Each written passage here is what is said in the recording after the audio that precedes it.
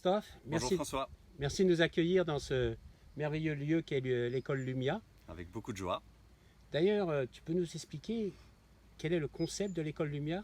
Alors le concept de l'école Lumia, il est nourri par cette citation célèbre de Mandela: l'éducation est l'arme la plus puissante pour changer le monde. On a voulu créer un nouvel établissement d'enseignement supérieur adossé à un centre de recherche qui fait de la question de la soutenabilité au sens de la soutenabilité environnementale, de la soutenabilité sociale, le cœur de la pédagogie, le cœur de l'expérience, le cœur du projet pédagogique de l'école, et qui vise à former nos apprenants à développer des capacités à transformer des systèmes pour aller vers une soutenabilité forte. Donc une capacité à prendre en charge les besoins humains en revenant sous le seuil des limites planétaires qui garantissent l'équilibre de la planète Terre et qui permettent à chacun de réaliser les besoins dont personne ne devrait manquer. Voilà, okay. Ça c'est le projet de Lumia. Super, ça m'interpelle beaucoup parce que venant de l'industrie de l'hôtellerie et du tourisme, on voit que suite à cette pandémie que nous vivons tous, l'économie qui est bloquée dans le monde, l'industrie du tourisme, on parle de 320 milliards de pertes de chiffre d'affaires, et puis il y a un changement des habitudes des touristes dans leurs attitudes, dans leurs besoins, dans leurs attentes, etc. Et je me posais la question, c'est aujourd'hui, comment tu penses que l'industrie du tourisme peut évoluer justement sur les principes que tu viens de développer, qui existent à travers l'école Lumia? Aujourd'hui, si on caricature, et ce sera forcément une caricature un peu à gros traits, l'industrie du tourisme, elle vend des chambres, elle vend des repas, elle vend des plats, elle vend des boissons.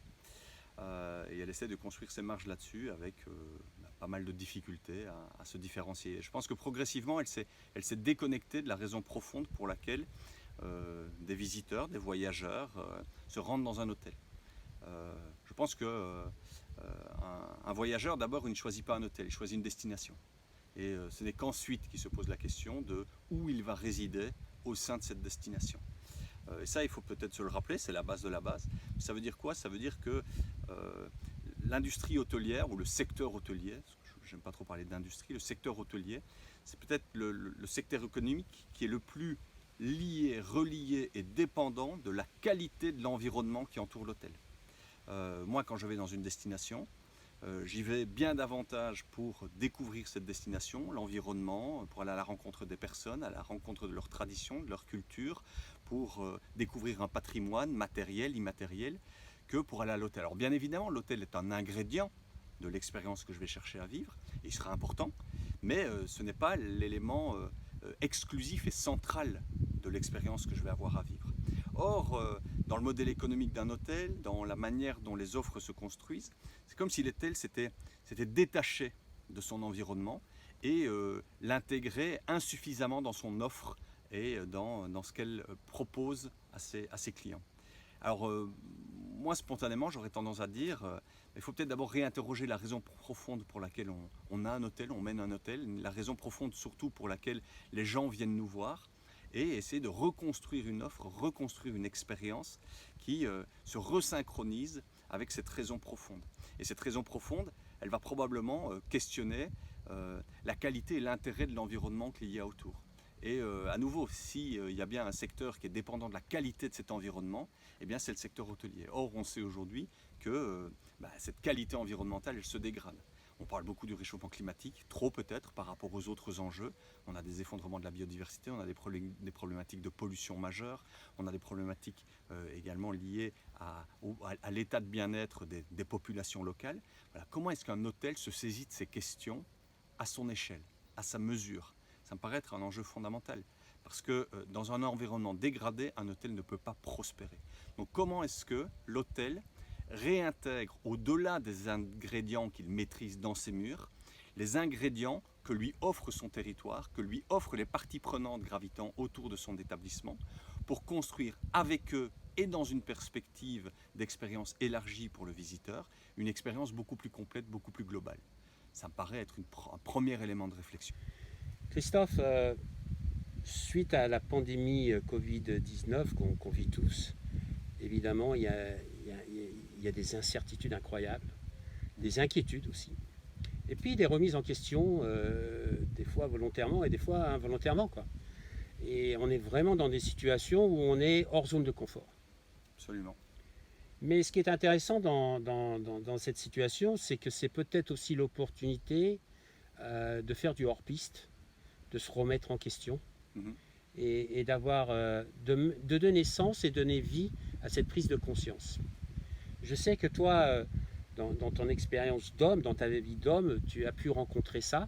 Et je voulais savoir si tu pouvais partager avec nous quelques points qui pour toi ont été révélateurs et t'ont aidé justement dans ton chemin. C'est une vaste question et effectivement peut-être en préalable dire que c'est dans des situations où ça chahute beaucoup que peut-être la période est propice à changer sa manière de fonctionner parce que c'est peut-être dans ce type de période qu'on se rend compte que les recettes du passé ne vont pas fonctionner dans le futur. Alors il y a plein de bonnes et de mauvaises raisons pour lesquelles on ne change pas. Moi à titre personnel, il a d'abord fallu que je descende dans mes peurs, parce que comme tout le monde j'en ai. J'en avais davantage avant qu'aujourd'hui, mais j'en ai encore. Mais je me suis progressivement rendu compte que ces peurs, elles me bloquaient. Elles me bloquaient dans certains états et elles m'empêchaient de passer à quelque chose qui pouvait m'apporter plus de joie, qui pouvait me réaligner davantage avec mes valeurs, qui pouvait me réaligner davantage avec mon être profond. Mais voilà, je les utilisais de manière consciente ou inconsciente comme des mauvais prétextes à rester dans l'immobilisme. Et puis ça produit une forme de tragédie, c'est qu'on accepte de rester dans des contextes qui potentiellement ne nous conviennent pas. Et des contextes où on a l'illusion d'exister à travers une position sociale, à travers une rémunération particulière, et quelque part on devient prisonnier de ce contexte. Le deuxième élément, c'est que je crois fermement au fait que chaque personne sur Terre dispose de, alors appelons ça des talents, appelons ça une excellence particulière, en tout cas un élan spontané vers lequel il ou elle va pour réaliser des choses avec facilité. Alors avec facilité, pas parce que c'est facile pour tout le monde, c'est précisément facile pour cette personne parce que ça relève de son excellence. Et moi j'ai mené un important travail sur moi, à la fois pour travailler sur mes peurs, à la fois pour travailler sur l'identification de mon excellence véritable. Et en combinant les deux réflexions, je me suis rendu compte que je m'étais engagé professionnellement dans certains contextes qui ne me permettaient pas d'exprimer mes excellences et qui, à l'inverse, m'amenaient à mener toute une série d'activités qui n'étaient pas forcément taillées dans le marbre pour moi. Alors elles étaient valorisées socialement, hein, je dirigeais une entreprise, j'étais responsable d'une équipe, etc. Tout ça est très très valorisant, mais en fait c'est pas ce qui me convenait, c'est pas ce qui m'apportait du bonheur. Et donc il a fallu déconstruire aussi une forme de réussite, une forme de trajectoire professionnelle pour imaginer reconstruire autre chose et imaginer aussi réaménager de nouveaux contextes qui me permet de me remettre, de remettre mon excellence au cœur de mon activité. Et ça, c'est hyper libérateur. Parce que d'abord, je suis beaucoup plus aligné avec qui je suis beaucoup plus en phase dans le contenu quotidien de mon activité. Je suis beaucoup plus en phase avec ce que j'aime faire, ce qui me met du vent dans les voiles. Puis finalement, ça m'amène de la joie. Alors oui, il a fallu traverser la vallée de la mort. C'était pas rigolo. Il a fallu descendre dedans. On s'y sent pas très bien quand on est dedans. Mais en fait, quand on traverse cette vallée, puis c'est une image évidemment, quand on traverse cette vallée, au bout, il y a une oasis, il y a une belle montagne, il y a la mer, il y a l'image qui nous convient. Et puis waouh, qu'est-ce que ça fait du bien, quoi. Et moi, c'est exactement ça qui s'est passé avec Lumia. J'ai eu plein d'expériences professionnelles préalables où j'ai monté des marches. Et puis finalement, Lumia, c'est aujourd'hui la quintessence du contexte qui pour moi me va bien, qui me réaligne complètement dans mes axes, qui me permet véritablement d'exprimer ce que j'ai dans le fond de mes tripes, le projet que j'ai envie de porter, la contribution sociale et sociétale que j'ai envie d'amener au monde, avec modestie mais avec énergie et ambition aussi. Et ça, c'est quelle source de joie, quoi. C'est libérateur, c'est vraiment libérateur. Wow. Ça me parle beaucoup parce qu'en réalité, je pense que c'est l'opportunité qu'on a aujourd'hui. À travers la situation qu'on vit aujourd'hui, quand j'ai vu ces avions bloqués sur les aéroports, que j'ai vu l'économie mondiale bloquée, c'était des choses auxquelles on n'aurait jamais pensé. Et si on nous l'avait dit, on aurait dit mais t'es fou, t'as bu trop de vin de Provence, etc. Et aujourd'hui, on se rend compte que c'est possible. Et je pense que le plus beau message que le Covid nous envoie aujourd'hui, c'est qu'en réalité, le champ des possibles est encore énorme. Mais pour cela, il faut vraiment qu'on sorte de notre zone de confort, de notre formatage. Tout à l'heure, tu avais parlé de bocal, qu'on sorte de notre bocal et qu'on aille beaucoup plus loin ensemble. Parce que je pense que la coopération aussi est quelque chose d'important. Ce n'est pas quelque chose qu'on peut faire tout seul, c'est en s'accompagnant d'autres personnes. Toi, c'est quoi ton point de vue par rapport à la coopération? Qu'est-ce que ça te... Pour moi, elle est absolument indispensable et inhérente à la nature humaine. Les défis qui sont devant nous, puisque je pense qu'il n'y a pas besoin d'épiloguer sur la multiplicité des crises qui traversent notre monde. Et toutes ces crises sont autant de défis qui nous sont adressés à nous, femmes et hommes, pour réagir et transformer notre relation à nous-mêmes, notre relation à soi, notre relation aux autres, notre relation au monde. Tous ces défis, nous ne les relèverons pas seuls. Ces défis appellent forcément des aventures collectives. Alors ces aventures collectives, soit on les mène avec une logique chacun pour soi, et quand un environnement se durcit et qu'on adopte la logique du chacun pour soi, on vire très très vite à la barbarie. Ou soit on essaye au contraire d'organiser cette action collective dans un cadre coopératif, en tenant compte des contraintes de l'autre, pour les intégrer dans sa propre manière de faire. Et là, on peut espérer alors d'abord grandir collectivement et adresser avec beaucoup plus d'efficience et d'impact les défis qui sont devant nous. Alors, j'ai envie de dire une autre chose. Pour moi, la coopération, elle n'appelle pas forcément à re-questionner la relation de soi à soi et de soi à l'autre, mais aussi de soi à la nature. Il faut que l'espèce humaine se réconcilie avec son environnement, qu'elle cesse de penser qu'elle est en dehors de son environnement, qu'elle est une espèce à part, une espèce singulière. On est une espèce au même titre que toutes les autres espèces, avec nos qualités et nos défauts, et on a beaucoup de défauts.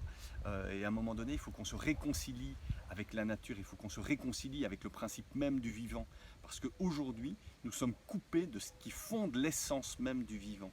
Et donc la coopération, elle appelle aussi à une restauration d'un lien nouveau à ce qui nous entoure. Ça me paraît absolument fondamental.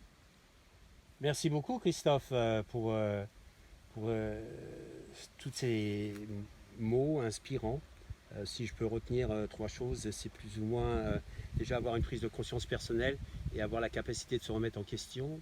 La deuxième chose, c'est redonner du sens, et pas seulement du sens au sens personnellement, mais aussi dans le collectif, et travailler avec les différentes compétences qui peuvent exister autour de soi, justement pour coopérer et prendre en compte non seulement son environnement personnel, mais aussi son environnement dans lequel on évolue tous. Et l'environnement veut dire pas seulement l'écosystème, mais aussi, comme tu l'as très bien dit, la biodiversité, la nature, la planète, les hommes et les femmes, et tout ce qui est l'ensemble.